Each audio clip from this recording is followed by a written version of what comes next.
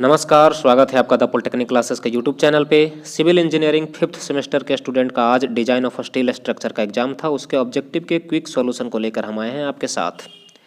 ये संभवतः group A का क्वेश्चन है, क्योंकि जिन्होंने मेरे पास ये भेजा क्वेश्चन वो अपना फर्स्ट पेज भेजना भूल गए थे, इसलिए हमें पता नहीं कि ये किस ग्रुप का क्वेश्चन है, बट आप अपने क्वेश्चन के अनुसार अपना आंसर मिला सकते हैं।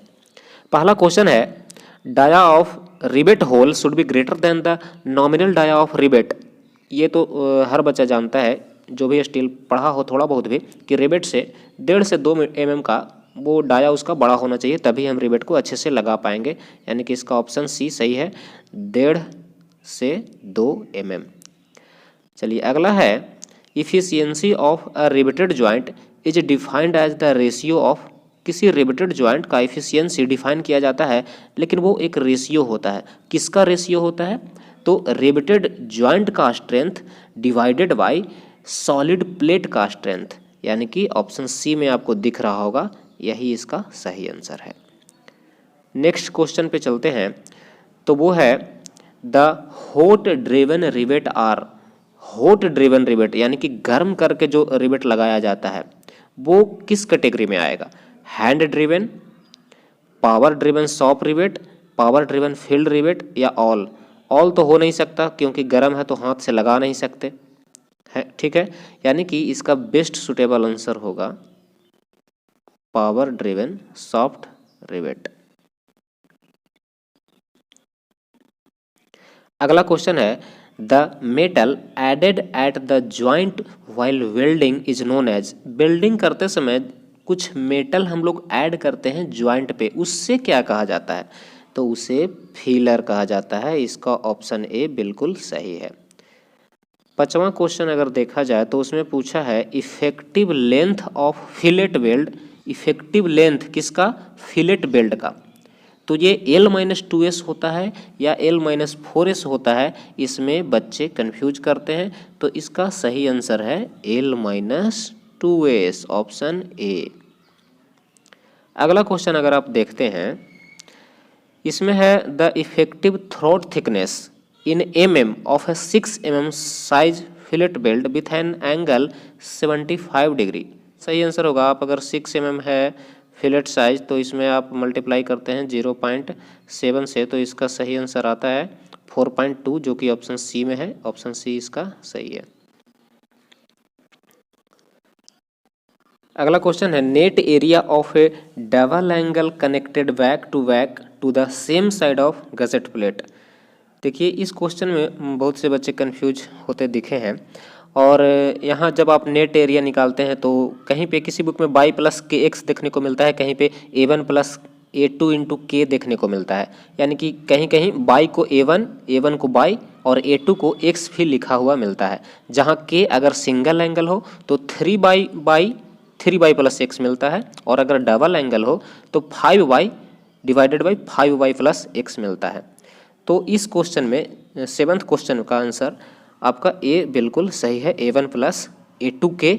कुछ लोग याद करे होंगे इसे बाई प्लस के एक्स, बिल्कुल सही। पढ़ते हैं अगले क्वेश्चन पे।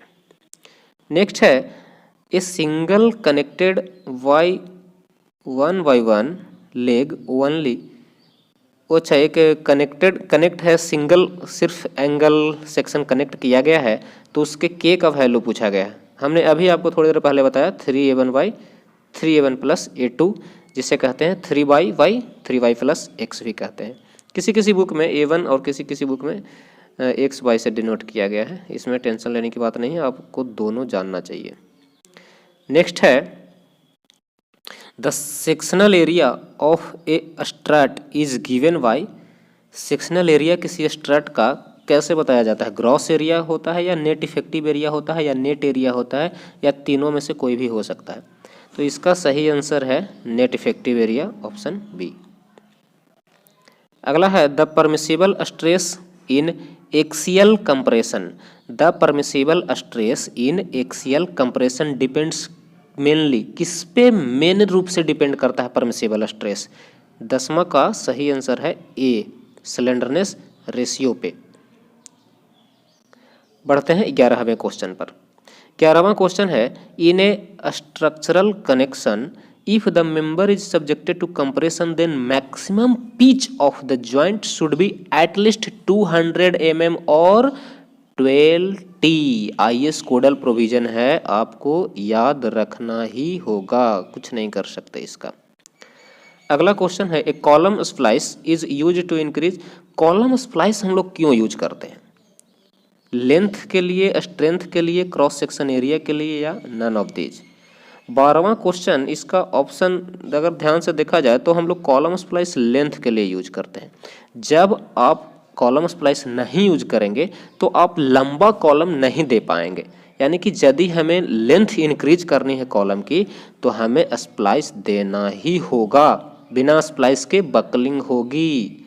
ठीक है, समझ गए होंगे आप, यानी कि इसका ऑप्शन ए सही है।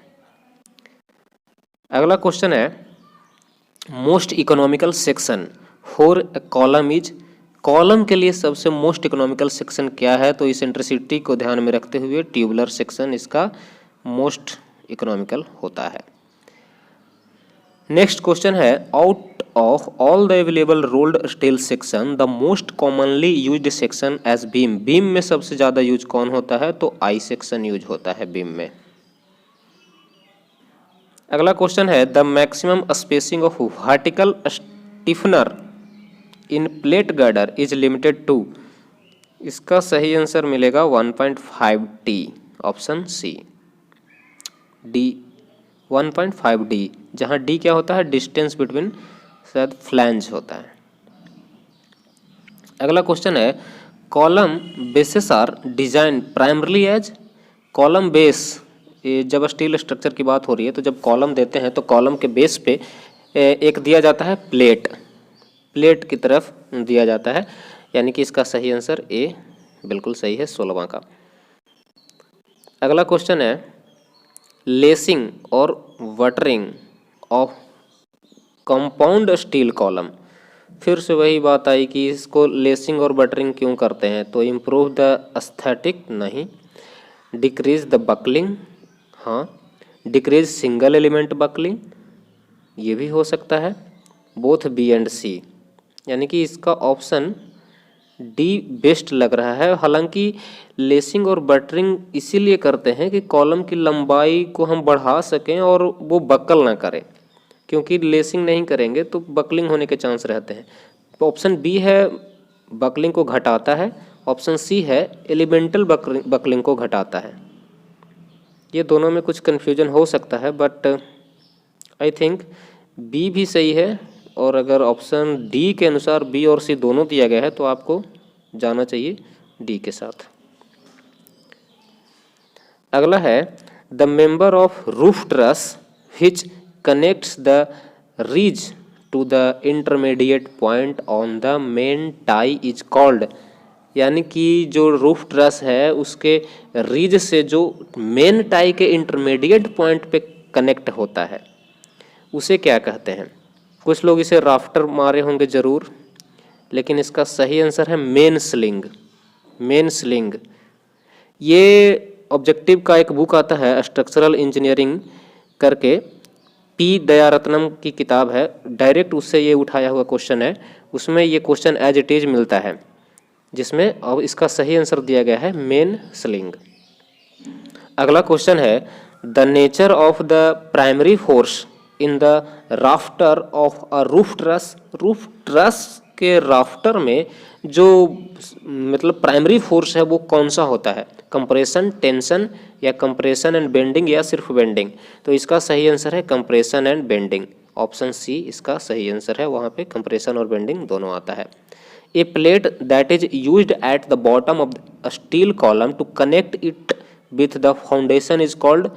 जो स्टील, जब भी स्टील का कॉलम दिया जाता है तो उसे आरसीसी के फाउंडेशन से कनेक्ट करने के लिए एक प्लेट दिया जाता है, उसे क्या कहते हैं? तो बेस प्लेट कहते हैं, ऑप्शन सी इसका बिल्कुल सही है। 20 क्वेश्चन यहाँ पे समाप्त होते हैं। आशा है कि आपका ज़्यादा से ज़्यादा क्वेश्चन सही हुआ होगा। तो मिलेंगे नेक्स्ट एग्ज़ाम के क्विक सॉल्यूशन के साथ, तब तक के लिए जय हिंद।